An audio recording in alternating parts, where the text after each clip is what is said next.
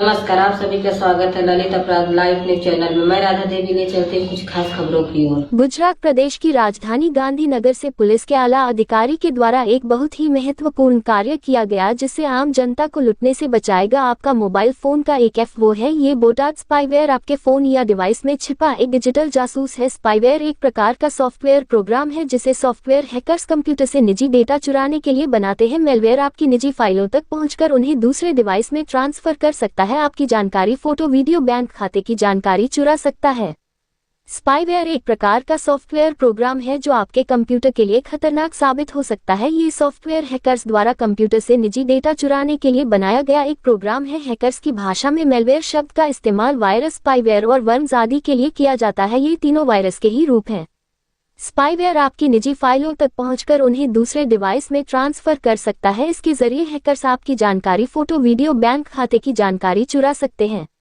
Spyware हमलों के कारणों की बात करें तो कंप्यूटर पर स्पाईवेयर हमलों के कई कारण होते हैं। इसका सबसे बड़ा कारण इंटरनेट से डाउनलोड करना है। जितना ज्यादा आप डाउनलोड करेंगे स्पाईवेयर का खतरा उतना ही ज्यादा होगा। स्पाईवेयर वायरस इंटरनेट से डाउनलोड की गई फाइलों, फोटो, वीडियो या गानों के जरिए आसानी से हमारे डिवाइस तक पहुंच जाते हैं। कई बार कंप्यूटर में लगे रिमूवेबल डिवाइस भी स्पाईवेयर का कारण बन जाते हैं। अगर आप अपने सिस्टम में कोई ऐसा पेन ड्राइव या मेमोरी कार्ड डालते हैं जिसमें पहले से वायरस हो तो वह आपके सिस्टम तक पहुंच जाता है जो खतरनाक साबित हो सकता है। अगर आपके डिवाइस में स्पाईवेयर वायरस है तो आपको इसके लक्षण भी दिखाई देंगे, जैसे अगर आपके फोन की बैटरी असामान्य रूप से तेजी से खत्म होने लगे तो ये स्पाईवेयर का संकेत हो सकता है, क्योंकि ऐसे सॉफ्टवेयर लगातार फोन के ऐसे फीचर्स का इस्तेमाल करते हैं जिससे बैटरी तेजी से खत्म होती है। स्पाईवेयर न सिर्फ बैटरी बल्कि फोन के इंटरनेट डेटा का भी इस्तेमाल करता है। अगर आप देखते हैं कि आपका मोबाइल डेटा अचानक तेजी से खत्म हो रहा है तो सावधान हो जाना जरूरी है।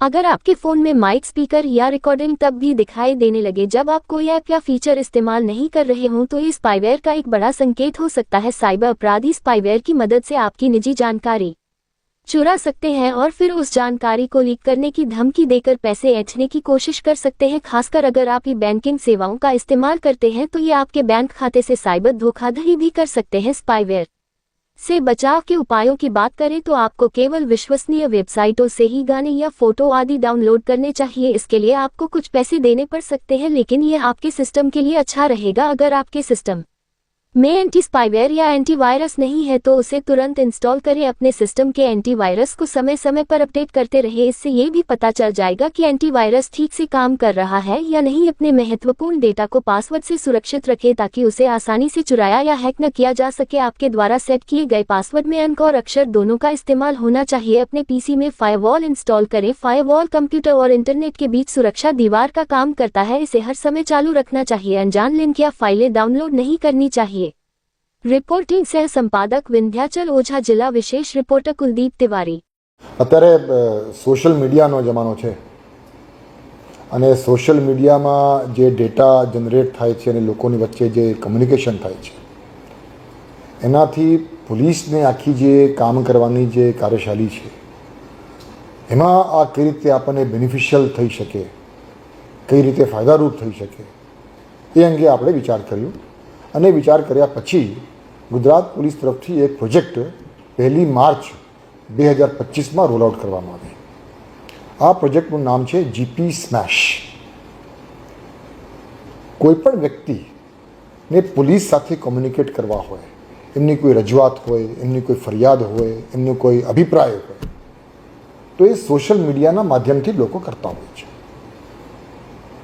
જીપી સ્મેશ અંતર્ગત કોઈપણ વ્યક્તિ જ્યારે ગુજરાત પોલીસને અથવા ડીજીપી ગુજરાતને ટैग કરી સોશિયલ મીડિયા ઉપર કોઈપણ કોમ્યુનિકેશન કરતા હોય તો આ કોમ્યુનિકેશનને તુરત જ ધ્યાનમાં લઈ એનાલાઇઝ કરી અને એનાલાઇઝ કર્યા પછી એમાં શું કામગીરી કરવાનું થાય અને એ કામગીરી કોણ કરે એના માટે ડીજીપી ઓફિસ પોલીસ ભવનમાં એક જીપી સ્મેશ ટીમની રચના કરવામાં આવી અને એ જ રીતે ગુજરાત રાજ્યના દરેક પોલીસ કમિશનરેટમાં અને દરેક જિલ્લાઓમાં પણ એક જીપી સ્મેશની ટીમની રચના કરવામાં આવી।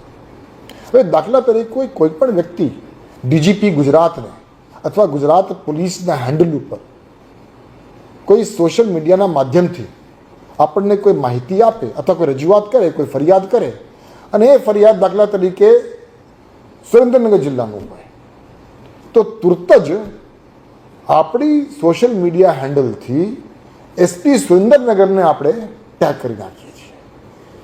એ ટેગ કરતાની સાથે એસપી સુરેન્દ્રનગરની ઓફિસની જીપી સ્મેશની ટીમના ધ્યાન ઉપર આવે તો એના ઉપરથી એ તાત્કાલિક ત્યાં કાર્યવાહી કરે અને આપણે જે એસપી સુરેન્દ્રનગરને જાણ કરીએ છીએ એ આપણે જે તે કમ્પ્લેનન્ટને, જે તે ફરિયાદીને પણ જાણ કરીએ છીએ કે તમારી જે કંઈ ફરિયાદ છે એ ફરિયાદ એસપી સુરેન્દ્રનગરને મોકલી આપવામાં આવી છે. એના ઉપરથી એસપી સુરેન્દ્રનગર કે એસપી જુનાગઢ હોય કે પોરબંદર હોય એ લોકો જે કંઈ કાર્યવાહી કરે એ કાર્યવાહી ત્વરિત પૂર્ણ કરી શું કાર્યવાહી કરવામાં આવી છે એની જાણ પણ સોશિયલ મીડિયાના માધ્યમથી ડીજીપી ગુજરાતને પણ કરે, ગુજરાત પોલીસ મંડળને પણ કરે અને જે તે ફરિયાદીને પણ કરે. એટલે કોમ્યુનિકેશનની આખી જે ચેનલ છે સોશિયલ મીડિયાના માધ્યમથી એ ખૂબ ત્વરિત થઈ જાય અને આપણે આ કાર્યવાહી તુરત જ અને પરિણામલક્ષી થાય એના માટે આપણે જ્યારે ચાલુ કર્યું 1 માર્ચ 2025માં ત્યારથી લઈને અત્યાર સુધી આશરે 850થી વધુ ફરિયાદોનું નિકાલ અને રિઝોલ્વ આ જીપી સ્મેશના માધ્યમથી કરવામાં આવી છે. ખૂબ સારા સક્સેસ સ્ટોરીઝ છે. હમણાં 2-3 દિવસ પહેલાં જ આપણે ખ્યાલ હશે કે નર્મદા જિલ્લામાં અમુક સ્ટુડન્ટ્સ ગયા હતા, એ લોકો ટ્રેકિંગમાં ગયા હતા અને ટ્રેકિંગમાં ગયા પછી એ લોકો પોતાના રસ્તા ખોવાઈ ગયા હતા. એટલે એમાંથી એક વ્યક્તિએ ખાલી અમારા સોશિયલ મીડિયા હેન્ડલમાં ગુજરાત પોલીસને ટેગ કર્યો અને એના ઉપરથી તુરત જ સ્થાનિક પોલીસ એલર્ટ થઈ, વિજિલન્ટ થઈ, ટીમ મોકલી અને એ લોકોને રેસ્ક્યુ કરીને પાછા લઈ આવ્યા. એટલે એ પ્રકારના અનેક સોશિયલ મીડિયાના માધ્યમથી, જીપી સ્મેશના માધ્યમથી જે કાર્યવાહી ગુજરાત પોલીસ તરફથી કરવામાં આવી છે એના અનેક સક્સેસ સ્ટોરીઝ છે.